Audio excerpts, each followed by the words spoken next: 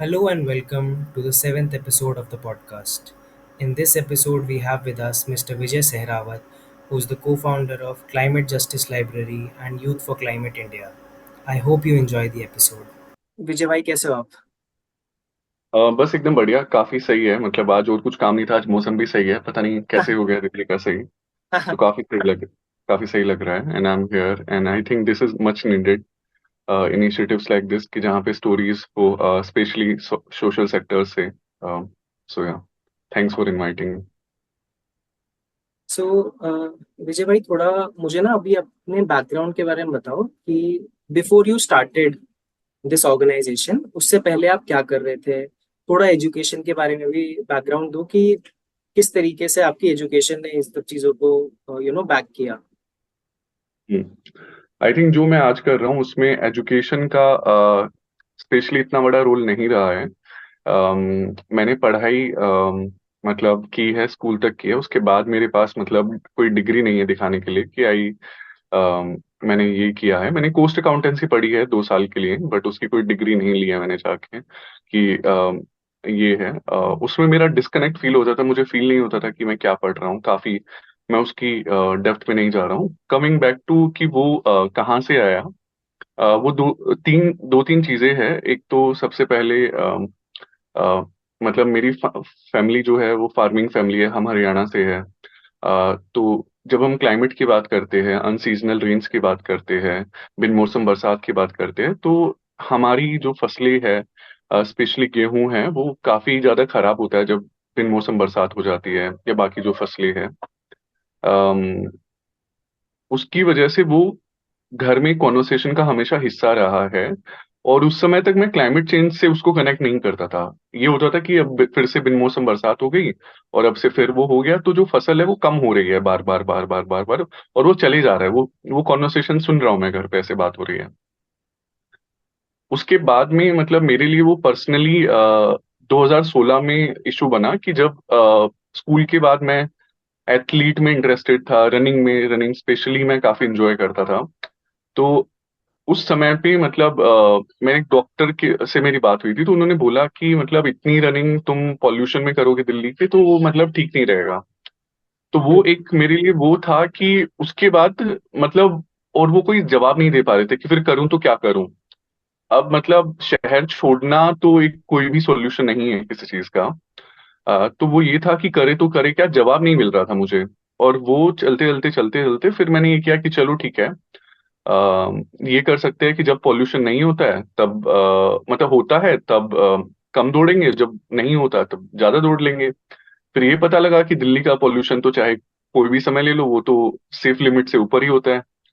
तो उस समय मतलब कोई अंडरस्टैंडिंग भी नहीं थी एक्यूआई वगैरह क्या होता है, तो साथ साथ वो थोड़ी अंडरस्टैंडिंग बिल्ड हो रही थी। तो 2016 से 17 आया, 17 से फिर 18 आया। तो 18 में मतलब एक इवनिंग के टाइम पे मैं ऐसे ही अपने रूम में बैठ के पढ़ रहा था कि एक आर्टिकल जिसमें लिखा था कि दिल्ली एक सबसे प्रदूषित शहर है और सरकार 16,000, फिर भी 16,000 पेड़ काटना चाहती है। तो वो आर्टिकल मतलब मैंने उसकी उसको खोला, डिटेल्स पढ़ी, तो पता लगा कि एक प्रोजेक्ट के लिए सरोजिनी नगर के पास में इतने सारे पेड़ काटे जा रहे हैं। जो मैंने उसको सोचने की कोशिश की कि 16,000 तो एक काफी बड़ा नंबर है, मतलब लगभग एक फॉरेस्ट जितना। तो मुझे लगा कि मतलब ये तो कुछ गलत हो रहा है। मतलब फिर मैंने समझने की कोशिश की कि इसको लेके क्या हो रहा है थोड़ा बहुत, और फेसबुक पे सर्च किया था उस समय पे 2016 में। जून की बात है, इसी समय के अराउंड की। अरे यार इसी दिन की बात है, 20 जून की बात है, आज की बात है। अभी ध्यान आया मुझे। तो ऐसे एनिवर्सरी हो गई आज तो। हाँ। अम, वो देखा कि ऐसा कुछ, फिर मुझे पता लगा एक प्रोटेस्ट होने वाला है जो कि 21 तारीख को था, 21 जून को 2018 में। और फिर मैं वहां पे गया सरोजिनी नगर में। तो वो मेरे लिए एक ये था कि अ, मैंने उसको ज्वाइन किया। तो आई थिंक बैकग्राउंड ये रहा है। और वहां पे मेरे लिए एक अच्छी चीज ये हुई कि वो प्रोटेस्ट सस्टेन हुआ, मतलब वो लगातार चले जा रहा था। एक दिन दो दिन, वो कम से कम 1.5 महीना खिंचा। अलग अलग दिन पे अलग अलग चीजें हो रही थी। और उसी प्रोसेस में काफी सेशंस हो रहे थे जहां पे लोग आके मतलब बता रहे थे ऊपर। पहले तो आधी बातें सर के ऊपर से जा रही थी कि अर्बन प्लानिंग क्या होती है, वो सब है। बट धीरे धीरे क्या हुआ कि जो वहां पे सुनता था मैं, वो आके पढ़ लेता था कि भाई ये कुछ तो बात कर रहे हैं। फिर बाद में कंक्लूड ये हुआ कि मतलब जो हमारी जितनी ये दिक्कत है काफी ज्यादा मतलब ये गवर्नेंस से रिलेटेड भी है, कि अगर हमें बोला तो जा रहा है कि हम बस ट्रांसपोर्ट यूज करें, बट क्या हमारे शहर में उतनी बसें हैं जितनी होनी चाहिए, पब्लिक ट्रांसपोर्ट एक्सेसिबल है या नहीं है। तो वो सारे सवाल फिर सामने आने लगे, और फिर उसके बाद में अब दो चीजें हुई कि मेरे लिए वो इंडिविजुअली मैं सब कुछ कर पा रहा था, फिर भी मुझे कहीं ना कहीं फील हो रहा था कि इंडिविजुअली करने से क्या होगा। मैंने अपना वेस्ट सेग्रीगेट कर दिया है, बट जो गाड़ी लेने आ रही है वो तो उसको डंप कर दे रही है। मैं पन्नियां नहीं ले रहा हूँ, मैं थैले इस्तेमाल कर रहा हूँ तो फिर भी वो लिमिटेशंस ले रही थी। मैं साइकिल ले भी लूँ तो इंफ्रास्ट्रक्चर है नहीं।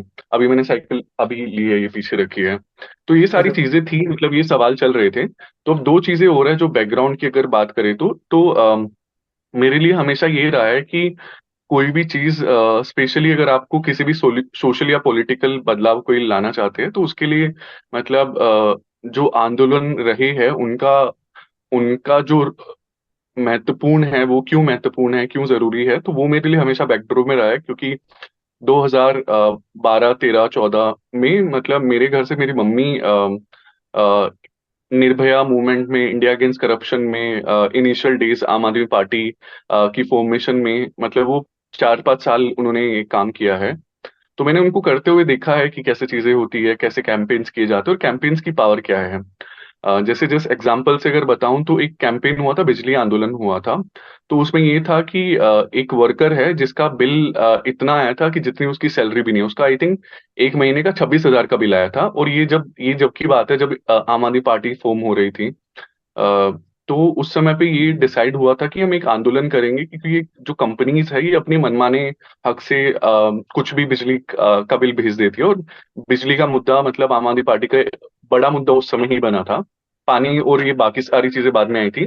तो कैंपेन ये हुआ था कि हम जैसे असहयोग आंदोलन था गांधी जी का, तो ये था कि हम सभी लोग बिल नहीं भरेंगे जब तक कंपनी इस पे कोई कार्रवाई नहीं करती है। अब उसमें इंटरेस्टिंग क्या हो रहा था कि दिल्ली में 70 विधानसभा है, कंस्टिट्युएंसी है, तो हर जगह पे वहां पे जगह जगह पे बूथ्स लगे थे। और वो बूथ वो थे जो 24 घंटे चलते थे, मतलब कोई ना कोई वहां पे रहेगा।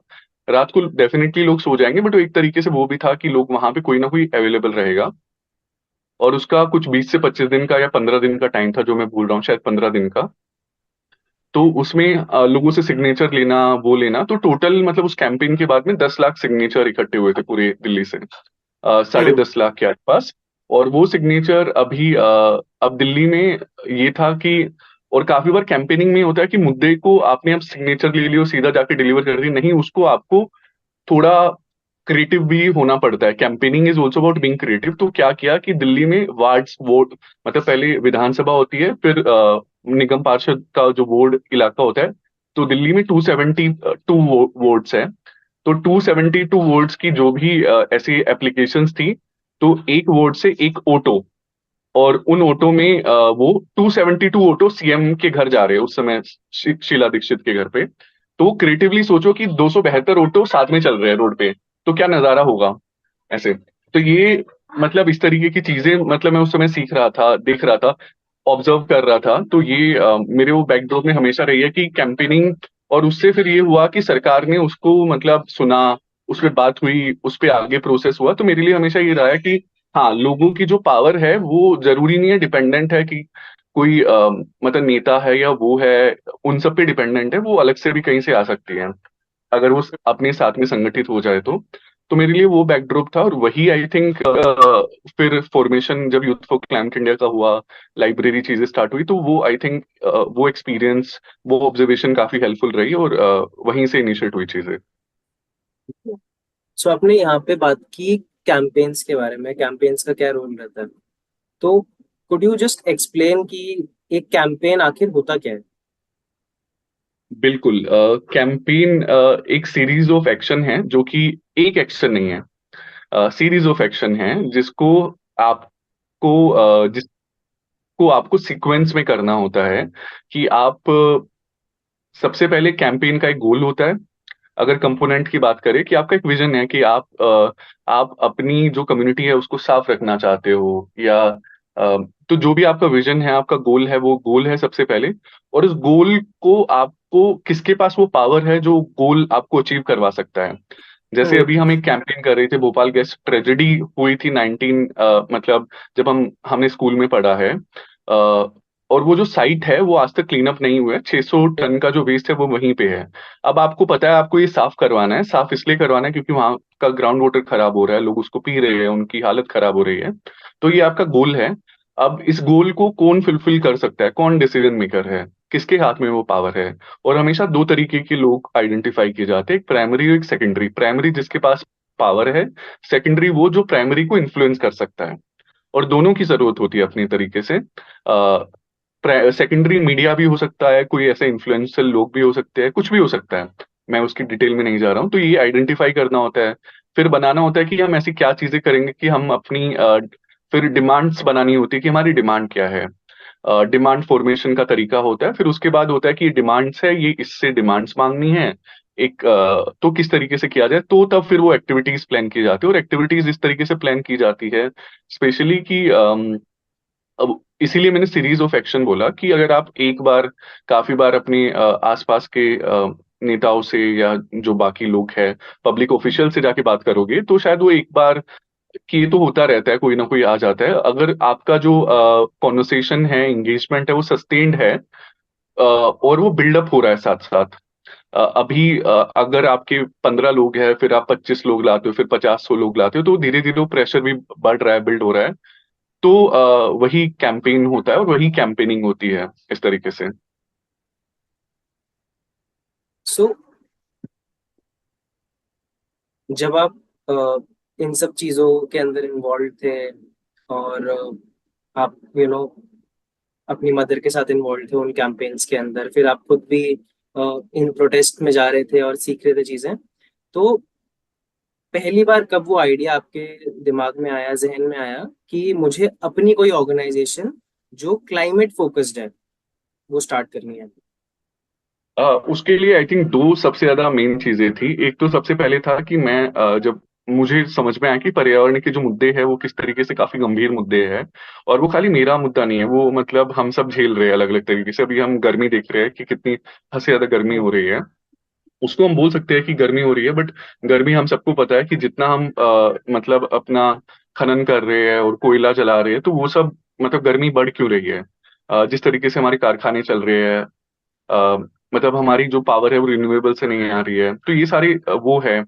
और सरकार इसको लेके क्या कर रही है, मतलब हीट एक्शन प्लान्स हमारे एग्जिस्ट नहीं करते हैं कि किस तरीके का अभी स्कूल में बच्चे पता नहीं 1.5 महीने से खेल नहीं पा रहे, क्या वो खेलना नहीं चाहिए उनको?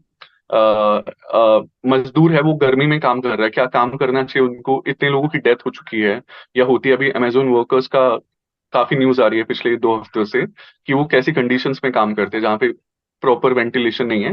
तो जो ये सारी चीजें हैं, आई थिंक ये एक तो अंडरस्टैंडिंग थी कि इन इसको करने के लिए मेरे लिए अकेले से करना पॉसिबल ही नहीं है, इसमें बहुत सारे लोगों की जरूरत पड़ेगी। तो वो आई थिंक अंडरस्टैंडिंग पहली वहां से है।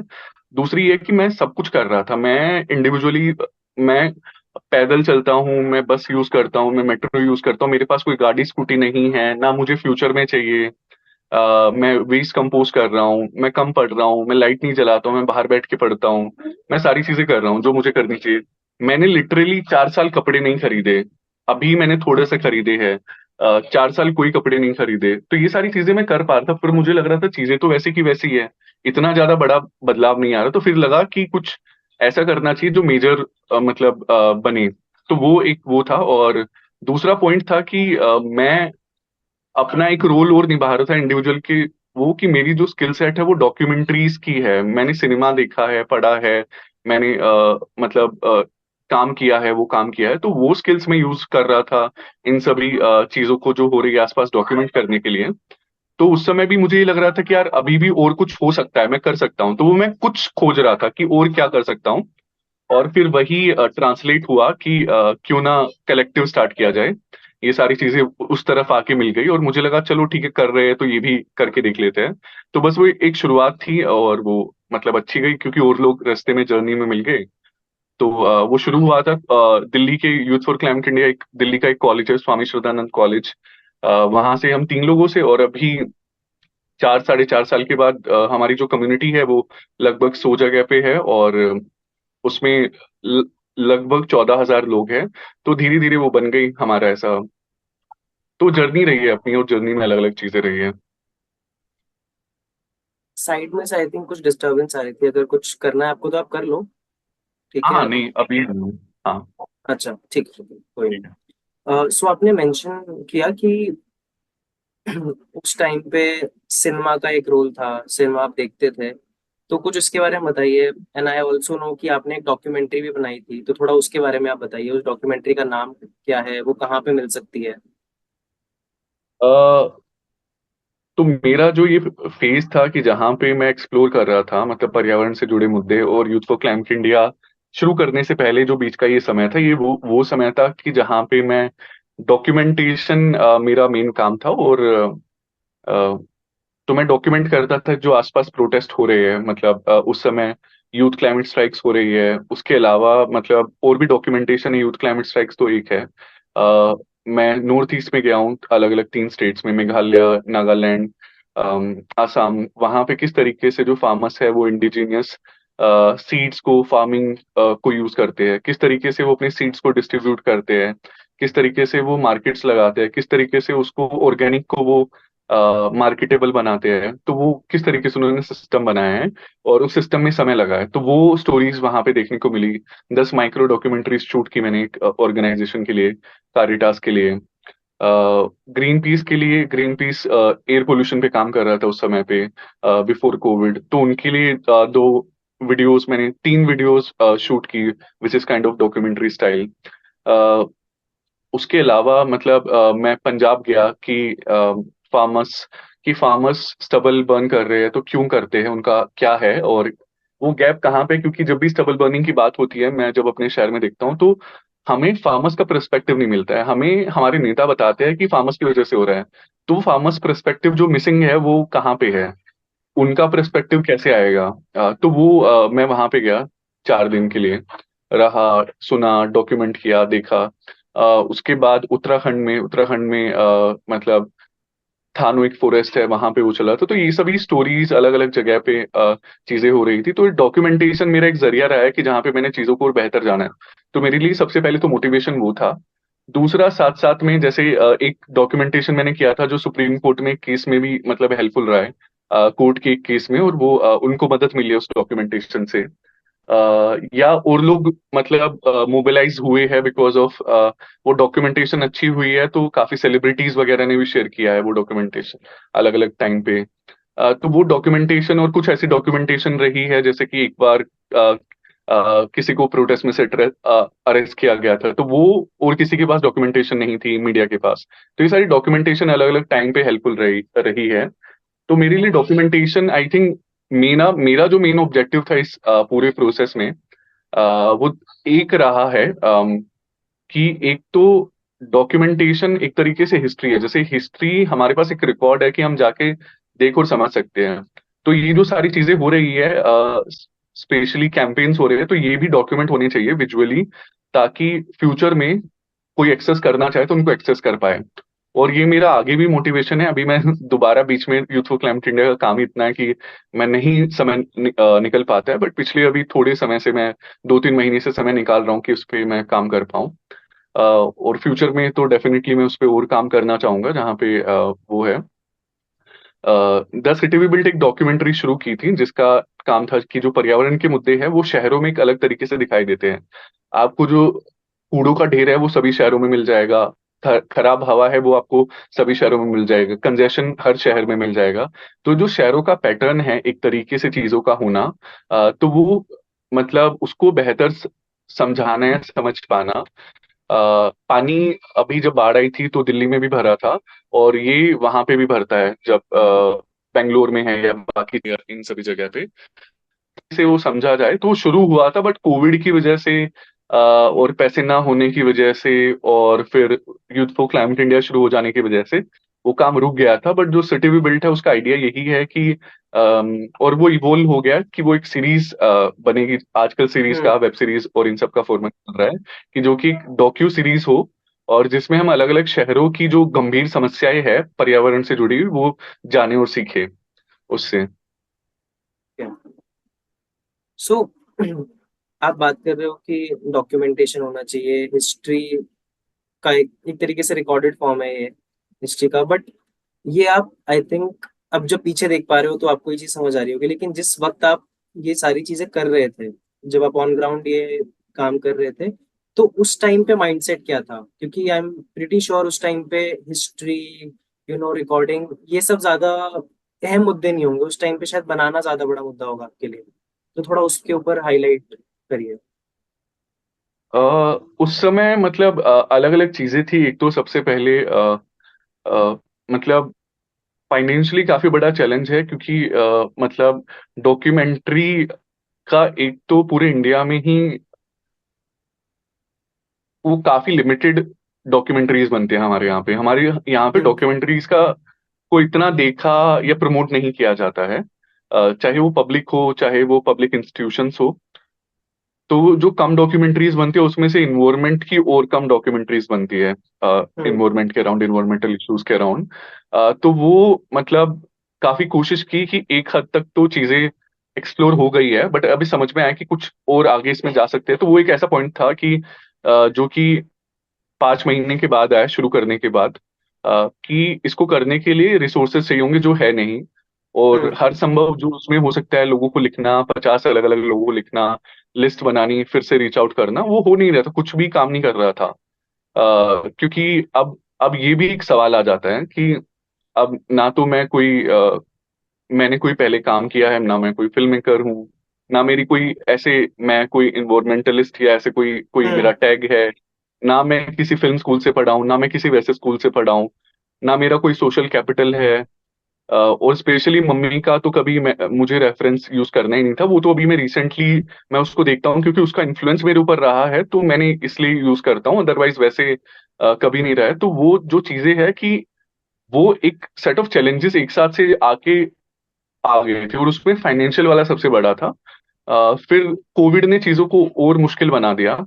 और फिर उसके बाद ये था कि फिर एक सिनेरियो निकल के आया कोविड से पहले कि कमर्शियल भी काम कर लेते, ये भी कर लेते हैं, बट कमर्शियल की तरफ जा रहे थे तो ये मिस हो रहा था, कर रहे थे तो कमर्शियल मिस हो रहा था। तो वो बैलेंस नहीं मिल रहा था। तो फिर मेरा यही था कि करना तो यही करना है, इसमें यही देखना है कि अब करना कैसे है। तो आई थिंक वही ये सब मतलब यही चल रहा था दिमाग में, यही सब चैलेंज चल रहे थे, किसी तरीके से नेविगेट कर रहे थे। हाँ मतलब वो कंफ्यूजन थी, काफी ज्यादा कंफ्यूजन थी। अभी तो क्लैरिटी के साथ बोलना आसान है, बट उस समय पे काफी कंफ्यूजन थी, नहीं पता था कहाँ पे जाना। बट मेरे लिए ये था कि वो प्रोसेस ही जरूरी है, और मैं हटूंगा तो नहीं, मतलब करना है तो करना है मतलब। और वो करना है तो करना है फिर से। मतलब मैंने अपनी मम्मी को देखा है कि जो पेशेंस और मतलब चीजों को करने की बार बार उनमें आदत हम्म। है, वो मतलब मैंने वहीं से ऑब्जर्व की है, देखी है। आई थिंक वो कहीं ना कहीं उस ऑब्जर्वेशन से मेरे अंदर आ गई है कि मतलब मैं पीछे तो नहीं हटता हूँ। मतलब जो मैंने करना है वो मुझे करना है, चाहे थोड़ा समय लग सकता है। और वो हुआ भी, मतलब उसके बाद में कि जब चीजें मतलब और ज्यादा शेप अप हुई, तो मतलब लोगों ने नोटिस करना स्टार्ट किया, उन्होंने अप्रिशिएट किया। फिर एक सेट ऑफ सपोर्ट सिस्टम बना। और वो सपोर्ट सिस्टम तो आज इस समय पे इतना फ्लरिश हो चुका है कि मतलब जो भी मुझे अभी मेरा जो मेरे सामने जिस लैपटॉप पे काम कर रहा हूँ, ये मेरा लैपटॉप नहीं है क्योंकि मेरे पास बिल्कुल पैसे नहीं थे। ये एप्पल का लैपटॉप है, मेरी एक दोस्त ने मुझे भेजा है 1 लाख रुपए का लैपटॉप। मतलब ऐसे मेरा फोन जो है, मैं जिससे बात कर रहा हूँ, ये हम्म। कोविड के समय पे मेरे पास मेरा फोन पुराना खराब हो चुका था। वो इधर कहीं पड़ा होगा वो फोन। मतलब नहीं चल रहा था। मैंने एक दोस्त को ईमेल लिखा, बहुत बड़ा ईमेल लिखा, मैं चीजें थोड़ी ओवर एक्सप्लेन कर देता हूँ। फिर उसने बोला कि यार इतना एक्सप्लेन थोड़ी करना होता है। उसने अगले दिन ही फिर एक 27,000 26,000 का एक फोन मुझे वो किया। और क्योंकि काफी बार आपके पास रिसोर्सेज नहीं होते, बट वो सपोर्ट सिस्टम भी नहीं होता है, तो वो सपोर्ट सिस्टम आई थिंक मैं कहूंगा कि वो जो 4.5 साल 5 साल 6 साल है उसकी वही मेहनत है कि वो सपोर्ट सिस्टम बना है। तो जो चीजें करनी होती है वो हो जाती है। मतलब अभी आसान हो गया है कुछ चीजें करना, और वो इसीलिए हो गया है क्योंकि वो मैंने गिव अप नहीं किया था उस समय पे, मैंने वो थोड़ा पुश किया था चीजों को। सो ये जो 5 साल रहे, इसके अंदर आपने एक कम्युनिटी बिल्ड की, जो अब 14,000 लोगों की कम्युनिटी है। यही से आपका जो सपोर्ट सिस्टम है वो निकल के आता है। तो अगर किसी को किसी कॉज के लिए कोई कम्युनिटी बनानी है, तो उसके लिए कुछ एलिमेंट्स अगर आप बता पाएं कि अ, जो उसको सोचने चाहिए, जो उसे ध्यान में रखने चाहिए कम्युनिटी बिल्ड करने के लिए, तो वो क्या क्या होंगे?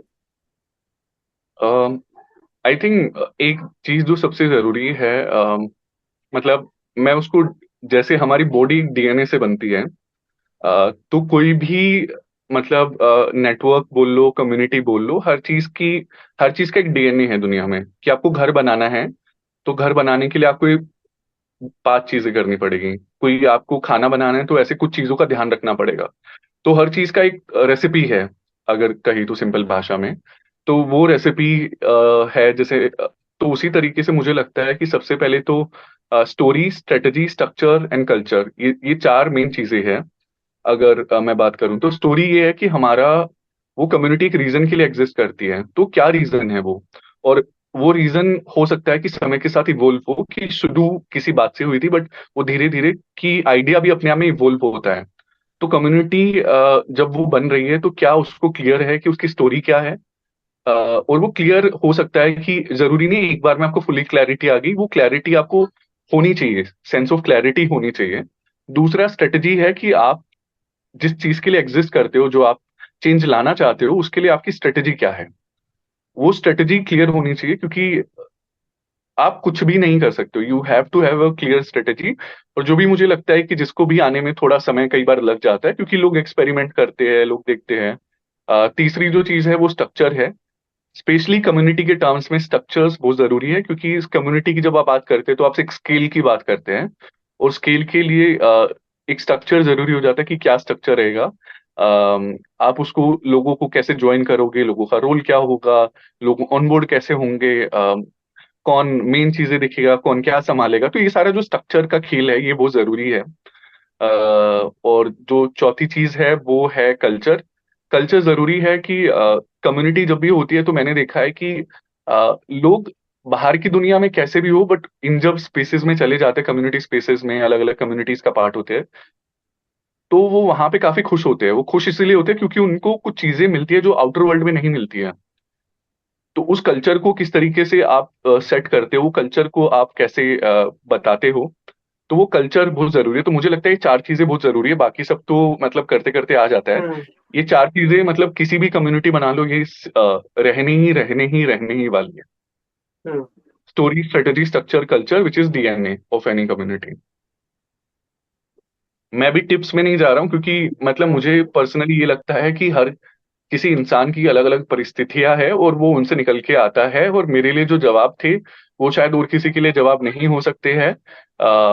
मतलब मेरा एक दोस्त है जो असम से है, जो वहाँ की फ्लड्स पे काम करता है।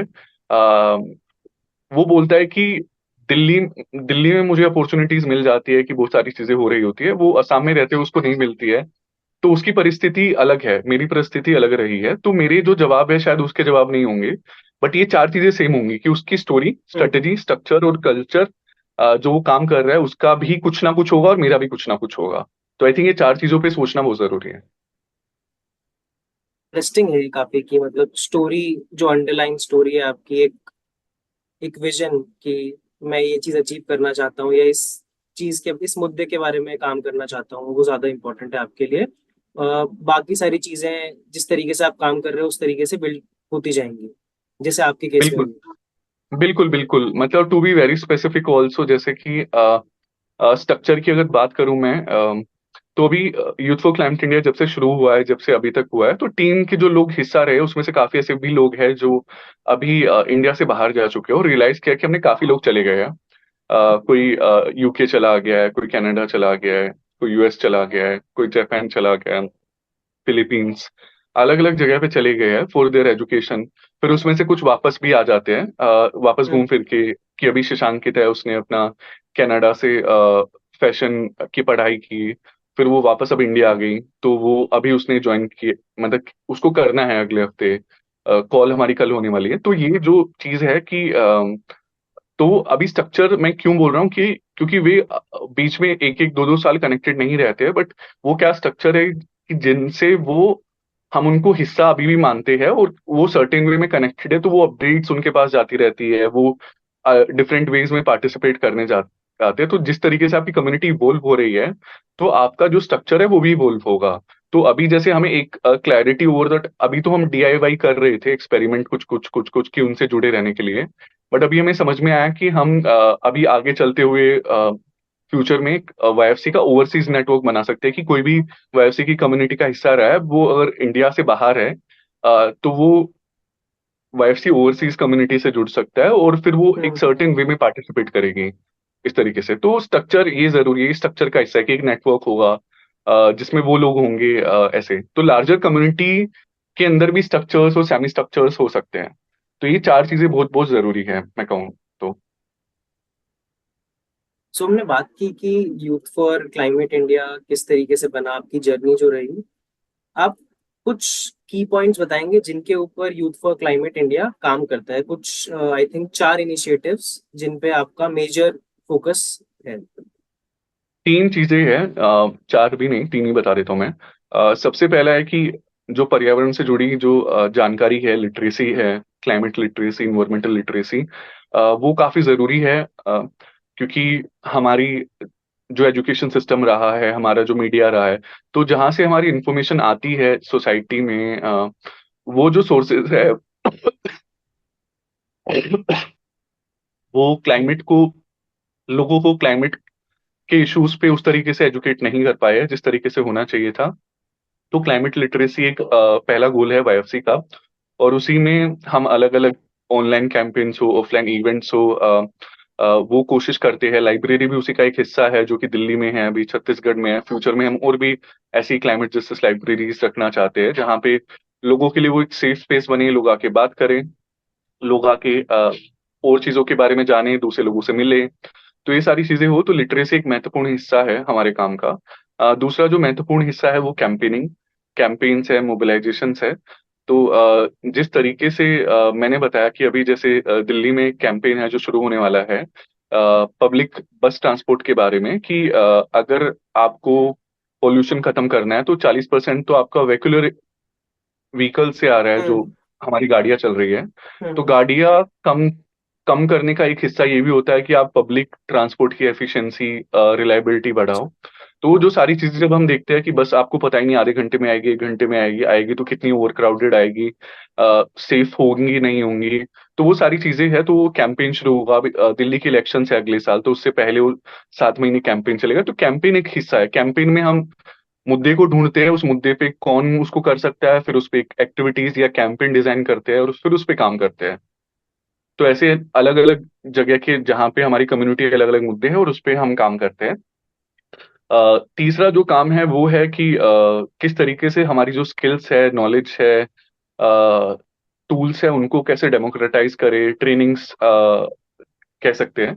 तो उसमें चेंज मेकर्स बूट कैंप है, जिसमें हम कोशिश करते हैं कि 6 दिन का बूट कैंप होता है। तो उसमें पिछला जो हुआ था बेंगलोर में हुआ था, पहला वो उत्तराखंड में हुआ था। उस 6 दिन के अंदर लोग ये जो जिन चीज, हर चीज का एक तरीका है, वही रेसिपी है, तरीका है कि कैंपेन, जैसे मैंने इनिशियली समझाया कि कैंपेन होता क्या है, फिर करते कैसे उसे। तो ये जो सारी चीजें हैं, टूल्स है, टीम बनानी है, टीम को बिल्ड कैसे करना है, स्ट्रक्चर कैसे करना है, रिसोर्सेज कैसे मोबिलाइज करना है, नीड्स कैसे मैप करनी है, कम्युनिटी को मीनिंगफुली कैसे एंगेज करना है। तो ये जो सारी चीजें, इसको हम स्ट्रक्चर तरीके से 6 दिन के बूट कैंप में सिखाते हैं। और ये हमारी खुद की प्रैक्टिस से निकली है, तो उसको हमने एक क्यूरिकुलम में डेवलप कर लिया है, और लोग आके सीखते हैं। और उसमें फिर वो धीरे धीरे क्यूरिकुलम भी थोड़ा इवॉल्व होता रहता है, क्योंकि लोग अपनी लर्निंग एक्सपीरियंस भी लाते हैं। तो आई थिंक ये तीन मेन चीजें, और इसी के अंदर बहुत सारी चीजें चलती रहती हैं। That's it. सो हम लोग बात करते हैं कैंपेन्स के बारे में। अ, अगर आप कुछ एग्जांपल्स दे पाएं, एक सक्सेसफुल कैंपेन का और एक अनसक्सेसफुल कैंपेन का, जो आपने ये जो अपने इन ईयर्स हैं इनके बिल्कुल। अंदर किया है। ओके। अनसक्सेसफुल अनसक्सेसफुल कुछ नहीं होता है, मतलब मैं उसको भी समझाऊंगा क्यों। दोनों हम्म। एग्जांपल से क्विकली। तो कोविड के समय पे मतलब हमने देखा कि किसान आंदोलन हुआ है। किसान आंदोलन इसलिए हुआ कि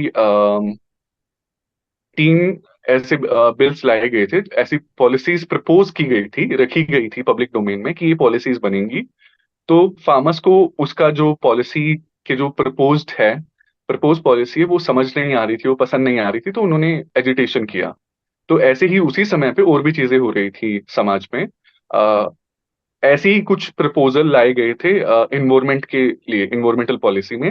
स्पेशली जो हमारी EIA पॉलिसी है, जो कि इन्वायरमेंटल इम्पैक्ट असेसमेंट से कनेक्टेड है, कि कोई भी हमारे यहाँ पे इंफ्रास्ट्रक्चर प्रोजेक्ट बनेगा, रोड होगा, रेलवे होगा, मॉल होगा, मतलब ऐसे कोई भी कुछ बनेगा, तो उससे पहले उसका इन्वायरमेंटल इम्पैक्ट असेसमेंट होता है कि ये इम्पैक्ट पर्यावरण को या आसपास की चीजों को कैसे करेगा, और करेगा तो उसको कैसे कम से कम कर सकते हैं, और अगर कुछ ऐसा है ज्यादा सेंसिटिव है तो क्या हम प्रोजेक्ट को रोक सकते हैं।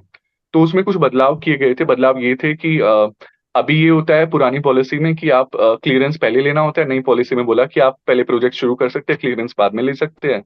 तो ऐसे ऐसे चेंजेस प्रपोज किए गए थे जो हमें लगा था बिल्कुल भी सही नहीं है। चार मेजर चेंजेस थे, उसमें से एक ये चेंज था। तो हमने फिर हमने कम्युनिटी कॉल की। हमारी यूजुअली जो स्टाइल है वो है कि हम कम्युनिटी कॉल्स करते हैं जब हमें लगता है कोई ऐसा कॉमन कंसर्न है, उससे हमारे आइडियाज निकल के आए। फिर हम उन आइडियाज को हमने कि ये हमारे एक्शंस हो सकते हैं। और उसमें कुछ एक्शंस थे। पहला एक्शन था कि वो थोड़ा टेक्निकल था लोगों के लिए समझने के लिए। तो हमने अलग अलग वर्कशॉप्स की जहाँ पे लोगों ने समझा कि इन्वायरमेंटल जो इश्यूज है और इन्वायरमेंटल लॉज है वो कैसे कनेक्टेड है। अगर हमारे इन्वायरमेंटल लॉ स्ट्रांग होंगे तो इन्वायरमेंट प्रोटेक्शन अच्छे से होगा। और अभी गवर्नमेंट क्या प्रपोज कर रही है, अगर वो होता है तो क्या होगा, नहीं होता है तो क्या होगा। तो वो सारी चेंजेस लोगों ने सीखी थी। फिर उसके बाद ये था कि ये सारा पॉलिसी जब भी प्रपोज होती है तो गवर्नमेंट इंस्टीट्यूशंस की तरफ से ये होता है कि अगर आपको इसमें कोई चेंजेस देखना है तो आप हमारे पास लिख के भेज दो इसके बारे में। तो ईमेल्स होते हैं यूजुअली, तो हम वर्कशॉप्स के बाद में लोग समझ रहे थे और वो अपने ईमेल्स भेज रहे थे। तो ये एक था। और हमने मतलब लगभग 700-800 लोगों के साथ 40-40 के बैच में, 50-50 के बैच में किया है, ये सेशंस किए हैं। दूसरा जो हमने किया है वो जो हमने किया है वो था कि अभी भी मतलब हमने प्रोटेस्ट किया है।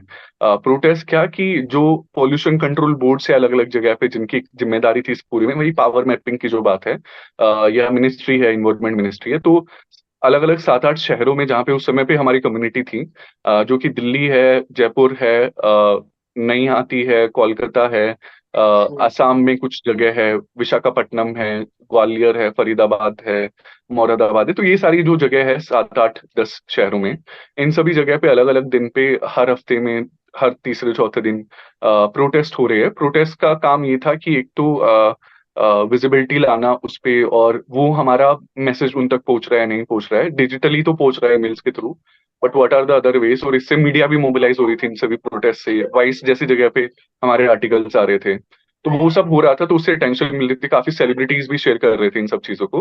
तो ये दूसरा एक्शन था। और ये बार बार होता है। टोटल हमने 2 महीने के अंदर 28 प्रोटेस्ट किए थे अलग अलग जगह पे। तो ये हो रहा है। तीसरा एक्शन जो था वो था कि हम इतना सब कर रहे थे, बट हमें लग रहा था कि यार अभी भी हम उतने लोगों तक नहीं पहुंच पा रहे हैं, अपनी बात नहीं पहुंचा पा रहे जितने लोगों तक पहुंचनी चाहिए, क्योंकि ये काफी बड़ा मुद्दा है। फार्मर्स मूवमेंट एजिटेटेड है, वो इतना बड़ा नंबर है, ये सब है, बट हम अभी नंबर्स में नहीं पहुंच पा रहे। हमें भी और ऑब्जेक्शन सेंड करने चाहिए। तो वो सब सवाल था। तो एक एक्शन और निकला था कि सेलिब्रिटीज को कैसे एंगेज किया जा सकता है। और वो भी फिर से क्रिएटिव, यहाँ पे क्रिएटिवनेस थी। वो ये था कि हमारे कोई कॉन्टेक्ट्स नहीं है, उनको मैसेज करेंगे सोशल मीडिया पे, तो ऐसे तो बहुत मैसेजेस आते होंगे। तो हमने एक तरीका सोचा, वो था मास कमेंटिंग। हम उस समय पे 30 लोग थे जो इस पूरे प्रोसेस का हिस्सा थे, वो डिजिटली जो कनेक्टेड थे। हम्म। तो हम लोग हर दिन 1 घंटे के लिए बैठते थे और सेलिब्रिटीज की लिस्ट बनाते थे, मैसेजेस की लिस्ट बनाते थे, और उनके रिसेंट इंस्टाग्राम पोस्ट पे जाके कमेंट करते थे साथ में। और 300-400 कमेंट इकट्ठे हो जाते थे 1 घंटे के अंदर ऐसे। उसके बाद क्या था, उसका हमारा मोटिव ये था कि वो एक तरीका हो सकता है जिससे उनकी टेंशन आ सकती है। और ऐसे ऐसे हम डेली के 50 सेलिब्रिटीज, 50-50 करके हमने 2 हफ्ते में 600 सेलिब्रिटीज को ऐसे किया है। 600 में से अब क्या हुआ कि 28 सेलिब्रिटीज ने इसको उठा लिया और लिखना शुरू कर दिया इसके बारे में। और 28 सेलिब्रिटीज काफी बड़ी सेलिब्रिटीज है। आदिल हुसैन है, अंकिता कौनवर है, भूमि पेडनेकर है, डॉली सिंह है, श्रेया पिलोनगर है, अंकुर तिवारी है, जोया अख्तर है,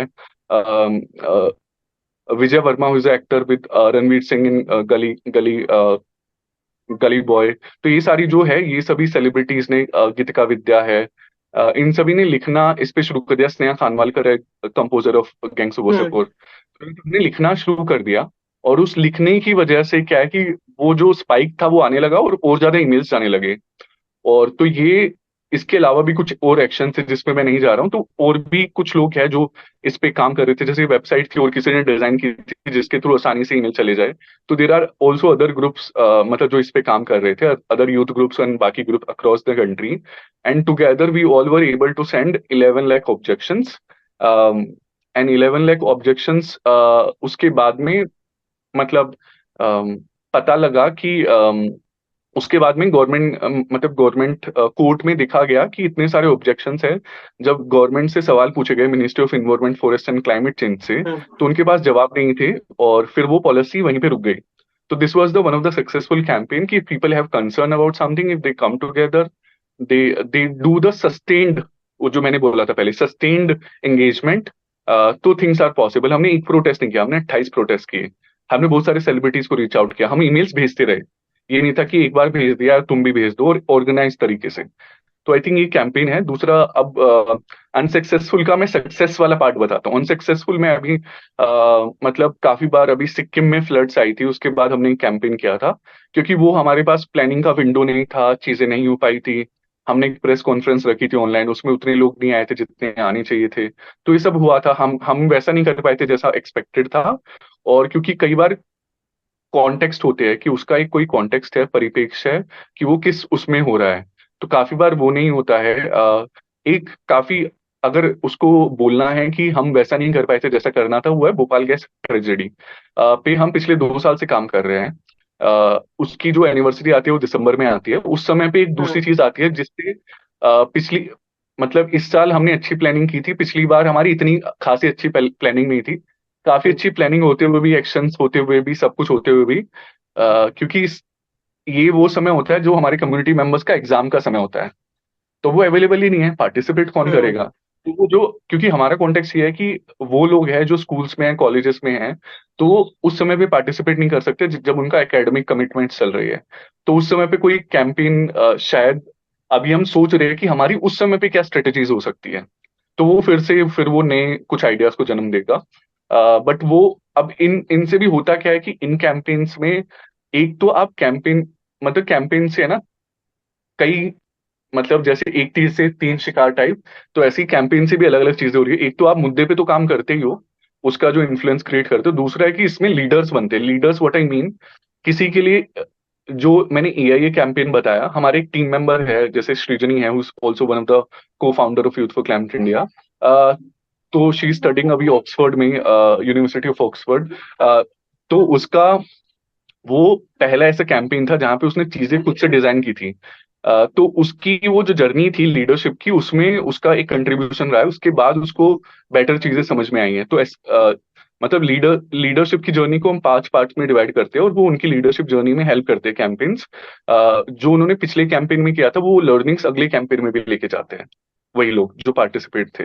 और that is one of the also outcome of the campaigns. It's not just the जो हमने काम किया है। जैसे 5 स्टेप्स की अगर बात करें, learning, performing, leading, developing leaders who develop leaders. पहले कोई सीखता है, फिर परफॉर्म करता है, फिर लीड करता है, और फिर वो और लोगों को सपोर्ट करता है, और फिर वो करते हैं। तो हम देखते हैं कि हम सबको सेल्फ असेसमेंट का मौका देते हैं कि वो कहाँ पे है, और फिर लोग कर पाते हैं। तो और ये जर्नी हमने इसको क्योंकि इंटेंशनली डिजाइन किया है, तो हमें हेल्प भी करता है समझने के लिए कि कौन कहाँ पे है और किसको क्या सपोर्ट चाहिए होगा। तो हाँ, आपने तो अनसक्सेसफुल कुछ नहीं होता काफी बार वो, हम जो उससे करना चाहते थे कैंपेन से, वो नहीं हुआ, बट बैकएंड में हमारी कैपेसिटी मजबूत हो रही है। मजबूत हो गई। हाँ। आपने बात की प्रोटेस्ट की, तो मुझे समझना है कि प्रोटेस्ट और कैंपेन में क्या डिफरेंस है। बिल्कुल। कैंपेन मैंने बताया जैसे सीरीज ऑफ एक्शंस होता है, series of sustained action, constant action, कुछ भी आप बोल सकते हैं। तो प्रोटेस्ट है, प्रोटेस्ट वो जो एक्शंस मैं बोल रहा हूँ, जैसे उस कैंपेन में 10 एक्शंस है, तो उसमें से 2 एक्शंस प्रोटेस्ट भी हो सकते हैं। बट प्रोटेस्ट अपने आप में एक कैंपेन नहीं है, because hmm. Protest usually is one time thing.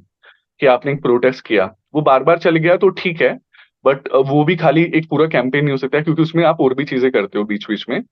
तो campaign is more sustained and hmm. Strategic and more series, like number of actions, and protest is usually a one time thing. यही यही major difference है जो differentiate कर सकता है. अम, हाँ, campaign, मतलब प्रोटेस्ट एक कैंपेन का हिस्सा भी हो सकता है, वही जो मैं बोल रहा था. जैसे मैंने तो बताया अभी ये के बारे में कि वहां पे हम हम्म, प्रोटेस्ट भी करते थे. तो उसमें अलग अलग प्रोटेस्ट हो रहे थे जो हमारी कैंपेन का हिस्सा था, उन एक्शंस का हिस्सा था. 28 प्रोटेस्ट हुए हैं. बट उसके अलावा हम सेलिब्रिटीज को भी इंगेज कर रहे थे, हम वर्कशॉप्स भी कर रहे थे. तो उसमें और भी चीजें होती है जो अलग तरीके से आपको इंगेज करना होता है. और हर कैंपेन की जरूरतें अलग होती है, टाइमलाइन अलग होते हैं, कॉन्टेक्स्ट अलग होता है, आपके पास अलग रिसोर्सेज होते हैं. तो अलग अलग सिचुएशंस भी होती है. इसका कोई पर्टिकुलर टेम्पलेट नहीं है, बट मैंने जो बताया था कि गोल, डिसीजन मेकर, ये कुछ चीजें यूजुअली काफी लोग कंफ्यूज इस चीज में होते हैं कि एक्शंस को आगे पीछे कैसे करें, कौन सा एक्शन पहले आएगा, कौन सा बाद में आएगा. ये आप टाइम के साथ सीखते हो, और ये हम अगर जिसको सीखना है वो बूट कैंप में आए तो सिखाएंगे. हाँ. सो इस पूरी जर्नी के अंदर काफी सारे चैलेंजेस आए होंगे आपके पास, फॉर्मेशन बिल्कुल. में ऑर्गेनाइजेशन को, फिर उसके बाद जो मोबिलाइजेशन है उसे कंटिन्यू रखने में, इवन जो पार्टिसिपेंट्स हैं, जो मेंबर्स हैं कम्युनिटी, उनको एंगेज रखने में. तो अगर आप कुछ चैलेंजेस बता पाए इसके कि क्या क्या चैलेंजेस आपको आए और आपने किस तरीके से उन चैलेंजेस को ओवरकम किया या ओवरकम कर रहे हैं अभी. दो कैटेगरीज है चैलेंजेस की, एक है इनसाइड, एक है आउटसाइड. इनसाइड वो है जो मतलब विद इन द स्ट्रक्चर हो रहे हैं आपके. एक्सटर्नल जो है वो बाहर से आते हैं. इनसाइड वाले जो है, काफी बार एजिज्म होता है कि जहाँ पे जो लोग हैं जो उम्र में, मान लो कोई दो लोग है, एक 30 साल का है, एक कोई 20 साल का है. तो दोनों में आइडियाज ऑफ कंपटीशन होगा, and sometime the person who is 30 वो सुपीरियर अपने आप को समझने लग जाते हैं because of the hmm. Conditioning. और वो बिकॉज कि वो बड़े हैं एज में, तो वो प्रेटेंड करते हैं कि हम मुझे अच्छा आता है. तो एजिज्म का एक वो क्राइटेरिया, तो एजिज्म के ऐसे कुछ चीजें कभी कभी अलग अलग समय पे दिखती है, जहाँ पे कोई बोलता है कि मेरे आइडियाज अच्छे हैं क्योंकि मेरे को ज्यादा एक्सपीरियंस है, जो कि नहीं होना चाहिए. क्योंकि आइडियाज अच्छे, कोई एज का कहीं पे भी फैक्टर नहीं है.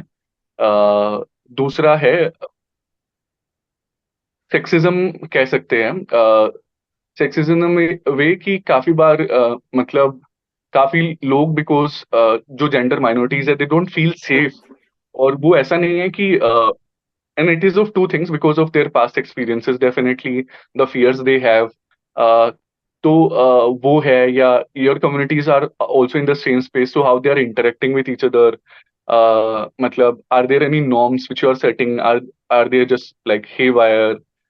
तो काफी चीजें हैं. तो मतलब एजिज्म है, सेक्सिज्म है, ये जो इंटरनल है, या बर्नआउट है कि काफी बार कुछ लोगों पे इतना काम है कि वो उतना काम है. अब आपके पास भाई 6 घंटे है, और मैं आपको काम इतना बता के चले जाता हूँ जो 8 घंटे का, और उसको आप कॉन्स्टेंटली कर रहे हो.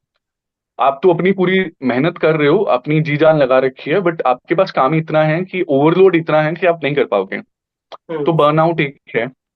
और उसमें फिर आप टायर्ड फील करोगे, आप ओवरवर्कड होंगे.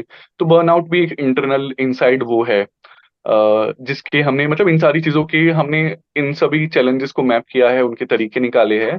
और अगले 6 महीने में एक थोड़ा डिटेल्ड प्लान भी बना रहे हैं कि हमने कौन से ऐसे चैलेंजेस अब तक फेस किए और उनके क्या तरीके निकाले और फ्यूचर में क्या हो सकते हैं. एक्सटर्नल की बात करते हैं तो एक्सटर्नल में मतलब अभी आज सोशल मीडिया के समय पे, मतलब ऐसा समय है कि जहाँ पे ट्रोलिंग काफी कॉमन चीज है. हम्म. ट्रोलिंग मतलब कोई ऐसा नहीं है कि आप कोई भी काम करो जीवन में, ट्रोलिंग मतलब कहीं ना कहीं आ ही जाएगी आपकी लाइफ में, स्पेशली सोशल मीडिया के कॉन्टेक्स्ट में. और चाहे कोई इंटेंशनली कर रहा है, अनइंटेंशनली कर रहा है, जो भी है, मैं उसके उसमें नहीं जा रहा हूँ. बट वो जो ट्रोलिंग है वो एक एक्सटर्नल फैक्टर है. उस ट्रोलिंग से कहीं ना कहीं चीजें इम्पैक्ट होती है, कि हम बोल रहे हैं कुछ चीजें तो लोग ट्रोल करना स्टार्ट कर देंगे अलग अलग रीजन से. कि मतलब उनको पता नहीं है हमारी लाइफ के बारे में, वो बस एक एक्सपेक्ट देख रहे हैं और उस एक एक्सपेक्ट पे वो जज करेंगे और उसके ऊपर ट्रोलिंग हो जाएगी. तो वो हम्म. जो ट्रोलिंग है, वो है एक्सटर्नल. किसी तरीके का प्रेशर है कि जब आप इन सभी पावर स्ट्रक्चर्स के साथ इंगेज करते हो, मतलब जैसे एक एग्जांपल से अगर मैं बताऊं तो वो रिस्पॉन्ड बैक करते हैं इन अ सर्टेन वे। सदगुरु है तो सदगुरु की अपनी एक वाइब है, उसका एक अपने फॉलोवर्स है इंडिया में। बट सदगुरु पे एलिगेशंस है और काफी स्ट्रांगली एलिगेशंस है कि उन्होंने एक जगह की जो जमीन है वो वहाँ के इंडिजिनस लोग हैं उनसे वो खाली करवाई है। तो वो जो फैक्टर है तो उसको अगर हम मुद्दे को उठा रहे हैं तो हम पे ट्रोलिंग आ रही है। तो वो हम्म है कि हम अपना पक्ष भी नहीं रख पा रहे हैं बिकॉज फ्रीडम ऑफ एक्सप्रेशन मतलब और स्पीच की बात करें तो हर किसी को अधिकार है, बट वो उस अधिकार का हनन हो रहा है किसी न किसी तरीके से। तो मुझे लगता है कि इंटरनल और एक्सटर्नल दोनों चैलेंजेस रहते हैं। और एक चीज जो शिफ्ट मैं बताऊंगा कि हमारे पर्सपेक्टिव में भी ओवर द टाइम आया है और जो काफी हेल्पफुल रहा है कि पहले ये था कि कुछ आ रहा है तो उसको रिस्पॉन्सिवनेस के साथ डील करना है कि कुछ हो गया तो अब कुछ करेंगे। बट अभी हम पिछले कुछ टाइम से उस मोड में हैं कि पहले से एंटिसिपेट करते हैं कि इसमें ये आ सकता है और थोड़ी सी तैयारी करके रखते हैं। मतलब हमें पता है कि कल को अगर हम एक प्रोटेस्ट कर रहे हैं और वहां पे चांसेस है कि पुलिस आ सकती है तो हमारे पास हम्म। कोई लीगल बैकअप के लिए है। तो ये थोड़ी तैयारी हम करने लगे हैं और थोड़ी फ्यूचर में और बेटर करने की कोशिश है। और दूसरा है कि काफी बार चीजें नहीं हो पाती है इंटरनली। ये भी है कि हमारे स्ट्रक्चर्स कैसे है टीम, तो और भी है। तो इनसाइड और आउटसाइड आई थिंक हम दो तरीके से कैटेगराइज करते हैं और इसी में सारे चैलेंजेस आते हैं। सो हमने इसमें फाइनेंशियल चैलेंजेस की बात नहीं की। एक कम्युनिटी रन करना, uh, और खुद को सस्टेन करना, because at the end you need money to do a lot of things. तो वो बिल्कुल। फाइनेंशियल सस्टेनेंस जो है वो किस तरीके से आती है एक ऑर्गेनाइजेशन रन करने में? बिल्कुल, मतलब अभी मैं सारी चीजें तो 4 साल 5 साल की 6 साल की नहीं बता सकता हूँ एक छोटी कॉल में। तो मैंने इसीलिए हम्म लिमिट रखा था ताकि मैं समझा पाऊँ कि इनसाइड और हम्म आउटसाइड चैलेंजेस आते हैं। जहां तक हम्म फाइनेंसेस की बात है कि क्योंकि we function in a capitalist structure जहाँ पे money is the form of currency, we get lot of services products and मतलब हमारी बहुत सारी चीजें उस पर डिपेंडेंट है। अगर हम्म मैं अभी अपना इंटरनेट का बिल पे नहीं करूंगा तो मैं ये कॉल नहीं कर सकता जो मैं अभी कर रहा हूँ। मैं बस फोन हम्म नहीं हुआ तो नहीं कर रहा हूँ, और ये सारी चीज पैसे से आती है। तो वो जो चीज है कि एक तो आपको रिसोर्सेज चाहिए, क्योंकि काफी बार मैंने ये देखा है स्पेशली लोग जो इस तरीके का काम करते हैं वो बोलते नहीं हम तो मतलब समाज सेवा करते हैं। और ये वो नैरेटिव काफी खराब है मुझे पर्सनली ये लगता है, क्योंकि उससे क्या होता है कि अ, वो नैरेटिव ऐसा बन जाता है कि नहीं लेना है तो लोग उसको इंटरनलाइज कर लेते हैं। और उससे दो तीन चीजें होती है। एक तो वो लोग सामने आ पाते हैं जिनके पास वो रिसोर्सेज है, स्पेशली जो अच्छी क्लास से आते हैं जिनके पास कैपेसिटी है पैसा है। और वो लोग इंटरनलाइज करके बैठे हुए होते हैं कि हम तो कर ही नहीं पाएंगे क्योंकि हमारे पास नहीं है। और हम्म फिर वो उनमें गिल्ट भी होता है। तो ये अपने आप में एक खतरनाक नैरेटिव है जो मुझे लगता है हमें समझना पड़ेगा, लॉजिकली उसको फ्रेम करना पड़ेगा कि हमें जरूरत है बट कितने की जरूरत है, क्यों जरूरत है, वो सारे सवाल होने चाहिए। तो आई थिंक वो एक बार अंडरस्टैंडिंग आती है तो फिर कंटिन्यू होता है। तो जो मेन हमारा तरीका रहा है, एक बेसिस है सोचने का कि हमारे कम्युनिटी मेंबर्स है, उन कम्युनिटी मेंबर्स का क्या मतलब जब हम ऑर्गेनाइजिंग की बात होती है उसमें एक टर्म होती है जो सबका आंसर कर देगी मेरे जवाब का। और उसके दो एग्जांपल्स भी दूंगा, दो तीन। Full spectrum organising. Full spectrum organising क्या होता है कि जब आप लोगों को संगठित कर रहे हो उसको इन तरीके से संगठित कर रहे हो कि आप जो कम्युनिटी के रिसोर्सेज है उनका बेहतर से बेहतर इस्तेमाल आप कर पा रहे हो। जैसे कि हमने जब लाइब्रेरी खोली तो जो स्पेस है वो हमको फ्री में मिला। हम हमारे पास अभी 2000 से ज्यादा किताबें हैं। वो लाइब्रेरी 2 साल से चल रही है। उसका जो रेंट है हमने कैलकुलेट किया था वो जिस जगह पे है साउथ एक्स में वो क्रॉस कर जाएगा वो रेंट, मतलब अप्रोक्स 15 लाख से ऊपर जितना हमने वो हम्म सर्विस यूज की है। तो that we got for the free. हमारे पास 2000 से ज्यादा किताबें हैं जिनकी कॉस्ट फिर से 8 लाख के आसपास है। तो वो we got for the free. हमने अब इसमें भी लेयर्स है जैसे। तो सोचना क्या होता है कि आपकी कम्युनिटी के पास ऐसा क्या है जो इस कैंपेन में मदद कर सकता है या आपकी कम्युनिटी बिल्डिंग में हेल्प कर सकता है। तो उनका उनका ओपिनियन है, उनका टाइम है, उनका एक्सपर्टीज है, उनका स्किल सेट है, उनका टैलेंट है, उनका वोट है, उनके सोशल नेटवर्क है, ये सारी चीजें हैं। तो अब इसको मैं हम्म समझाता हूँ। तो पहले हमने बोला कि अगर आपके पास किताबें हैं तो आप भेज सकते हैं। लोगों ने भेजी। फिर हमने बोला कि हमारे काफी कम्युनिटी मेंबर्स कॉलेजेस में हैं, तो कॉलेजेस में मतलब उनके कनेक्शन है कॉलेजेस में प्रोफेसर्स वगैरह से। तो हम्म अपने दूसरी कॉल ये दी कि अगर आप किसी अपनी यूनिवर्सिटी में प्रोफेसर्स को जानते हैं तो उनको भी रीच आउट करें। तो फिर लोगों ने अपने प्रोफेसर्स को रीच आउट किया। एक दोस्त है इशिता, वो ओपी जिंदल में पढ़ती है, पहले उसने बुक डोनेट की, फिर उसने अपने प्रोफेसर को रीच आउट किया। तो ये जो है ईशना है, मतलब ऐसे बहुत सारे लोग हैं जिनका मैं नाम भी ले सकता हूँ जो मुझे पता भी है। तो ये जो तरीका है कि पहले उनके पास जो है, फिर उनके प्रोफेसर, अब तीसरा बनाया कि हमने एक लिस्ट बनाई ऑर्गेनाइजेशन की जिनका जिनकी किताबें हमारी लाइब्रेरी में हो सकती है, बट हमारे पास कोई लिंक नहीं है, उनका रेफरेंस नहीं है। तो हमने वो लिस्ट बना के 100 लोगों की लिस्ट बना के कम्युनिटी मेंबर्स को भेजी, आपकी इन जगह पे रेफरेंस है, और within the like 3 hours we got 50+ reference. तो सोचना इस तरीके से, तो ये जो सोचने का तरीका है वो हेल्पफुल रहा है हर चीज में, कि उनके पास ऐसा क्या है जो इस कैंपेन में इस्तेमाल हो सकता है। दूसरा, अभी उसी में हमने एक चीज स्टार्ट की है जो कि अभी पब्लिक नहीं है, वो तो मैं बस यहाँ पे बोल रहा हूँ। मतलब this will be the I think first time publicly मैं उसको शेयर कर रहा हूँ, या हम पूरे वाईएफसी में शेयर कर रहे हैं। तो अभी हमने ये सोचा कि जो एज ग्रुप एंगेज करता है यूथ फॉर क्लाइमेट इंडिया के साथ, उसका जो एज ग्रुप है वो है 14, 14 एज ग्रुप से लेके 13, 14, 12 से लेके 30, 35 तक का है, बट मेन जो एज ग्रुप है वो 20 से 30 मान सकते हैं आप। तो उसमें हमें नजर आया कि एक एज ग्रुप है, स्कूल में है, कॉलेज में है, जॉब में है, अनएम्प्लॉयड है, या अपनी लाइफ में कहीं और लगा हुआ है। तो ये सारी जो चीजें स्पेक्ट्रम है, तो इसमें से हमने देखा कि एक सेट ऑफ लोग वो है। अब कम्युनिटी को भी ऐसे देखना होता है, ऐसे नहीं कि पूरी कम्युनिटी के पास एक ही तरीके से देखना है, एक ही लेंस से।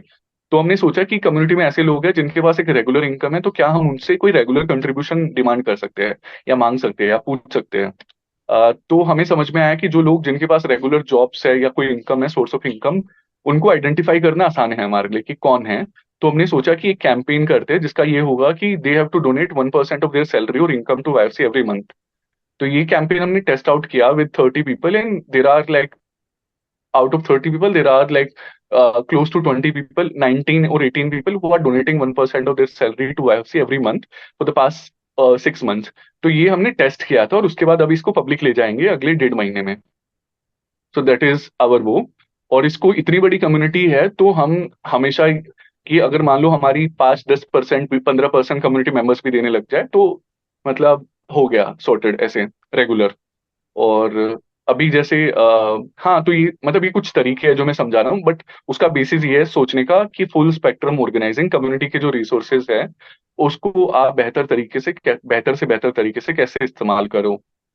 और उसमें ये भी इन्वॉल्व होता है कि उन लोगों को पता हो कि उनके रिसोर्सेज कैसे इस्तेमाल हो रहे हैं, उनको ऐसा ना हो कि उनको अनअवेयरनेस हो, अनएथिकली आप यूज कर रहे हो। तो वो सारी ट्रांसपेरेंसी भी है, कि उनको वो ट्रांसपेरेंसी है कि वो कैसे इस्तेमाल हो रहे हैं। तो ये तरीका सोच का रहता है।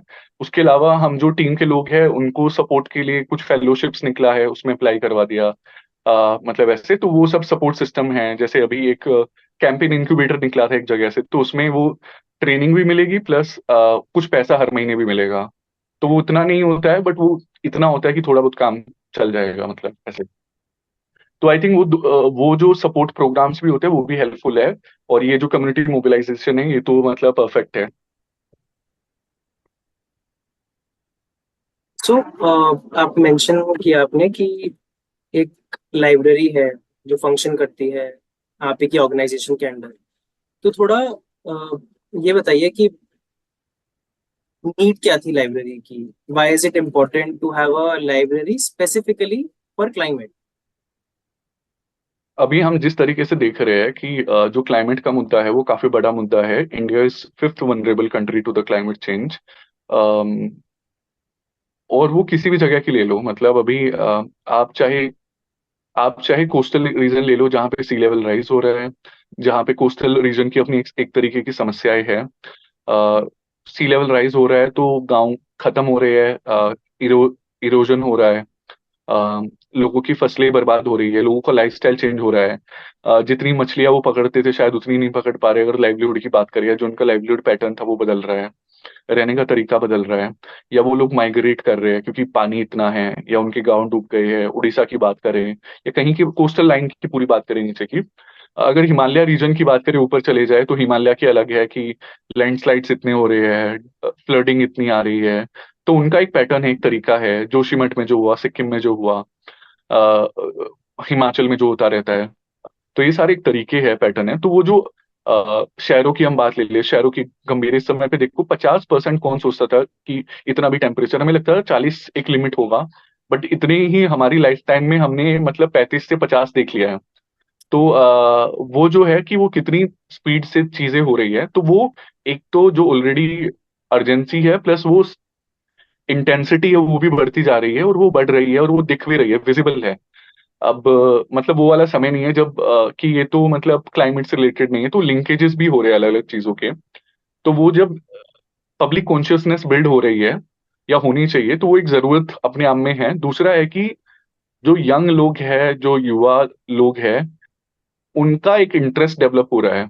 उनका इंटरेस्ट, अलग अलग रीजन है कि वो आ, मतलब वो उस मुद्दे को मुद्दा मानते हैं। वो उस मुद्दे को देखते हैं कि उनका आज और कल दोनों उस पर निर्भर है। और भी अलग अलग रीजन है। तो ये दो मेन रीजन है कि वो उस पर ज्यादा जानना चाहते हैं, सीखना चाहते हैं, समझना चाहते हैं। पर सबसे पहला ये ही आता है कि जो एक्सेस टू लिटरेचर है, रिसोर्सेज है, या वो ऐसा स्पेस भी चाहते हैं कि जहाँ पे वो बात कर पाए इन मुद्दों के बारे में। क्योंकि एक एग्जांपल से बताऊं, हमारी एक टीम मेंबर है याचना। अभी वो जापान गई है पढ़ने के लिए। तो जब वो क्लास 12th में थी, उसके बाद उसने youth for climate India join किया था। अभी वो 4 साल से यूथ फॉर क्लाइमेट इंडिया में है। तो उसने अपनी टीचर से जाके बात की कि असम में फ्लड्स आ रहे हैं, बिहार में फ्लड्स आ रहे हैं, उत्तराखंड में फॉरेस्ट फायर हो रहा है, ऑस्ट्रेलिया, कैलिफोर्निया, ये सारी चीजें हो रही है और मुझे ठीक नहीं लग रहा है, मैं फील ही नहीं कर रही हूँ ठीक। उसकी टीचर ने बोला ये सब तो ठीक है बेटा, बट अभी एग्जाम है तो जाके पढ़ो। तो हमारी जो वो है, मतलब एजुकेशन सिस्टम है, वो उस एंग्जाइटी को शेयर करने का मौका ही नहीं दे रहा है। तो हमारे पास वो स्पेस ही नहीं है। तो एक्सेस टू लिटरेचर एक मुद्दा बना। युवा के लिए वो स्पेस क्रिएट करना जहाँ पे वो जाके वो कर पाए, जहाँ पे आके उनको वो एक सेंस ऑफ कम्युनिटी फील हो, मतलब इस तरीके से कि मैं अकेला नहीं हूँ या अकेली नहीं हूँ। और जो कि डिजिटल स्पेस या इस स्पेस में काफी मुश्किल था, नहीं हो सकता है। तो आई थिंक वो ये कुछ मल्टीपल फैक्टर्स बने, हमारी खुद के एक्सपीरियंसेस थे, और फिर लाइब्रेरी की शुरुआत हुई। तो लाइब्रेरी भी एक्सेस टू लिटरेचर पे काम करता है, और डिफरेंट फॉर्म्स ऑफ लिटरेसी, जिसमें ये शेयरिंग सर्कल्स है जो कि हम क्लाइमेट एंग्जाइटी पे रेगुलरली होस्ट करते हैं, मूवी स्क्रीनिंग्स है। अभी हमने हमारी क्लाइमेट मतलब एजुकेशन काफी बोरिंग भी है। हमें रूम में बैठ के पढ़ाया जाता है कि ग्लेशियर्स में क्या हो रहा है, नदियों में क्या हो रहा है। तो हमने एक ट्रिप किया जो कि 8 घंटे का यमुना पे ट्रिप था, 30 लोगों के साथ। कि यमुना जो है वो अ, उसका 2% हिस्सा, मतलब 1400 किलोमीटर की यमुना में से 20 किलोमीटर का हिस्सा दिल्ली में आता है। अ, उस 2% हिस्से में 76% पॉल्यूशन आता है। तो यमुना, दिल्ली में यमुना जहां से शुरू होती है और जहां पे खत्म होती है, और बीच में वो है क्या, ऐसा क्या हो रहा है, क्या बदल जा रहा है जो मतलब। और जहां से लोगों ने यमुना वो देखी है जो कालिंदी कुंज पे है, जो काला है वो है। पर जहां से शुरू होती है वो देखा ही नहीं है। ये लोग शहर में रहते हुए नदियों में गए ही नहीं है। मतलब ये सब हमने फॉर्म में पूछा था तो पता लगा है कि क्या वो यमुना पे जाके उन्होंने देखा या मीडिया इमेज देखी है। तो वो जो सवाल है वो उनके कभी सॉल्व ही नहीं हुए हैं। तो ऐसे लिटरेसी में एंगेज करना। और अभी हम एक चीज प्लान कर रहे हैं, which will be happening in October, which is a 2 days climate literacy festival, जिसमें डिस्कशन होंगे, वर्कशॉप होंगी, स्टॉल्स होंगी, एग्जीबिशंस होंगे, कॉम्पिटिशन्स होंगे, फिल्म कंपटीशन, मीम कंपटीशन। 1500 लोगों को we are expecting. There will be showcase also, there are lot of people who are doing the great work, they need showcase space also. They need to be acknowledged and appreciated for what they are doing. हाँ मतलब, और वाईएफसी को वाईएफसी वो भी बनाता है, youth for climate India की, जो हमारी अपनी कुछ स्टाइल ऑफ वर्किंग है, हमारे वैल्यूज है, उसके दो एग्जांपल दूंगा। अभी हमने पहले कम्युनिटी सर्वे किया क्लाइमेट लिटरेसी फेस्ट के लिए, हमारे पास 80 सजेशन आए। हमने समझने की कोशिश की, और हमने समझने की कोशिश की कि लोगों की लर्निंग प्रेफरेंस क्या है। क्या लोगों को एक स्ट्रक्चर्ड नेटवर्किंग इवेंट चाहिए, क्या तो उसमें निकल के आया हाँ उनको एक स्ट्रक्चर्ड, मतलब हम इवेंट्स में जाते हैं, हम सोचते हैं कि हम नेटवर्किंग कर लेंगे। तो वहां पे एक स्ट्रक्चर्ड इवेंट अभी हमने ढूंढा है, और लोगों से पूछा उनके लर्निंग प्रेफरेंस क्या है, किस तरीके की स्टाइल फॉर्मेट में वो ज्यादा इंटरेस्टेड है, कौन से स्पीकर्स में, कौन से मुद्दों पे। तो जैसे जो हमारी थीम्स डिसाइड हुई है वो कहाँ से आई है, वो वहां से आई है।